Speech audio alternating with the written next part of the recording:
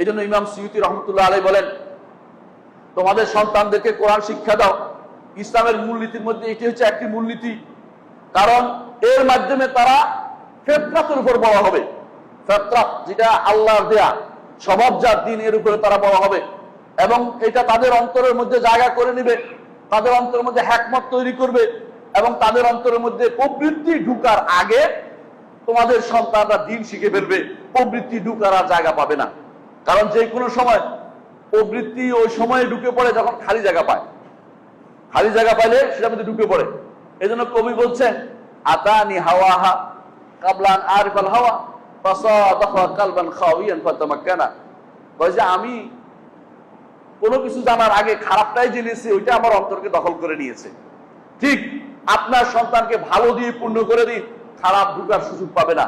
আর যদি খারাপ একবার ঢুকে যায়, ভালোটা ঢুকানোর জায়গা সে খুঁজে পাবে না, কারণ সেটা ভর্তি হয়ে আছে আগে থেকেই। ইমাম শাফি রহমতুল্লাহ আলাইহি জন্য বলেছেন, মান তাআল্লামাল কোরআন কারীম আযুমাত কিমাতু, যে কেউ কোরআন শিখবে তার মর্যাদা অনেক বাড়বে, তার মর্যাদা কিমত বাড়বে, তার মূল্য বেড়ে যাবে। ওয়া মান নাযারা ফিল ফিকহি নাবুলা কাদরুহু, যে কেউ ফিকহ শিখবে তার মর্যাদা উন্নত হবে। যে কেউ হাদিস শিখবে তার দলিল শক্তিশালী হবে, তার দলিল শক্তিশালী হবে। এই জন্য হাদিসের সামনে কোনো ব্যক্তি দাঁড়াতে পারে না। এই জন্য আসহাবুল হাদিসের লাভ হচ্ছে এটা, যে তারা যদি হাদিস শিখে কোনো ব্যক্তি বেদাতি আসতে পারে না। কোরআনকে হাম্মাল এই অর্থ ওই অর্থ করা যায়, কিন্তু হাদিসকে এই অর্থ ওই অর্থ করা যায় না। হাদিসকে সোজাই জায়গা নিতে হবে, বেদাতি কখনো হাদিসে। এই জন্য হাদিস অস্বীকার প্রথম তারা করে, যখন ফিতনা তৈরি করতে চায় আগে বলে হাদিস মানছি না, আগে বলে হাদিস তো কত অর্থ হইতে পারে ইত্যাদি কথা বলে, হাদিস তো এরকম এরকম বলতে পারে। কারণ তারা জানে যে হাদিস যার থাকবে তার শক্তিশালী, তার অন্তর শক্তিশালী হবে। এই জন্য বাচ্চাদেরকে হাদিস শিক্ষা দিতে প্রয়োজন, ততটুকু তারা পারেন। ইমাম বুখারী রহমতুল্লাহ আলাইহি বলেন, ছোট কালেই আল্লাহ তাআলা আমার অন্তরে হাদিস মুখস্থ করা ইলহাম করেছিলেন, সেই জন্য তিনি আজ কোথায় পড়ছেন।